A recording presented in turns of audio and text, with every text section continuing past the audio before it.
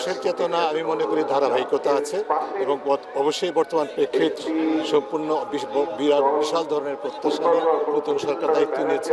শুধু সরকার নয়, যেহেতু সংসদ গঠিত হয়েছে, বাংলাদেশের যে নির্বাচন হয়েছে সার্বিকভাবে কর্তৃত্ববাদ পতনের পর বহুল প্রত্যাশিত নতুন প্রেক্ষিত, এই প্রেক্ষিতে নতুন করে আমাদেরকে যেটা ভাবতে হবে বর্তমান সার্বিক অবস্থা বিবেচনায়, সেটি হচ্ছে যে আমরা মনে করি, জোরালোভাবে বিশ্বাস করি যে দুর্নীতি এবং ধর্মান্ধতা একুশের চেতনার সম্পূর্ণ পরিপন্থী। বিশেষ করে বাংলাদেশে সকল মানুষের সমান অধিকার পরিপন্থী যত শক্তি আছে সেটাকে প্রতিহত করা হচ্ছে একুশের চেতনার মূল বিষয়।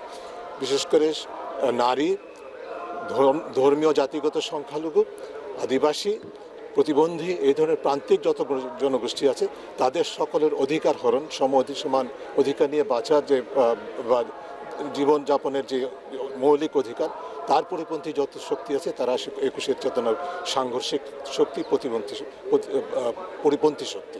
এই শক্তিকে প্রতিহত করতে হবে। আমাদের যে নতুন বাংলাদেশের স্বপ্ন, সেই স্বপ্নের অন্যতম ধারক হবে, আমি রিপিট করছি, দুর্নীতি এবং ধর্মান্ধতাকে প্রতিহত করে একুশের চেতনা প্রতিষ্ঠিত করতে হবে। প্রত্যয়শালী বাঙালি জাতি যুগে যুগে সমস্ত রক্তদানের আন্দোলনে জয়ী হয়েছে। আমার বিশ্বাস এবার এই ভাষা আন্দোলনের শহীদদের স্মরণের মধ্য দিয়ে এটাই আবার প্রত্যয় ঘোষণা করছে, আমরা মুক্তিযুদ্ধের মান, সম্মান, গৌরব অক্ষুণ্ণ রাখবো এবং 24 যারা শহীদ হয়েছে তাদের মান, সম্মান, গৌরব অক্ষুণ্ণ রাখবো। ভাষার মাস আমাদের শক্তি জোগাতে সাহায্য করে। সালাম, বরকত, জব্বার, রফিক আমাদের শক্তির মুক্ত প্রতীক। আমরা বেঁচে থাকতে চাই তাদের মধ্যে। আমরা যদি নিজের পরিচয়টাকে না জানি, আমার দেশ, আমার ভাষা, আমার মায়ের ভাষা, আমার অধিকার সম্পর্কে আমরা যতটা সচেতন হব তত বেশি ভালোবাসবো দেশটাকে। সেই ভালোবাসা দিয়ে আমরা চাইব যে আমাদের সকল অন্ধকার ঘুচে যাক এবং আমরা আমাদের নিজের ভাষায়, নিজের সংস্কৃতিতে থাকি এবং আমরা বিশ্বে একটি বিশেষ জায়গায় যেন নিজেদেরকে নিতে পারি। তা আমরা যে অবস্থাটা থেকে এই জায়গায় এসেছি স্বাধীন বাংলাদেশে, আরও সামনে এগিয়ে যাব, চলা তো থামেনি।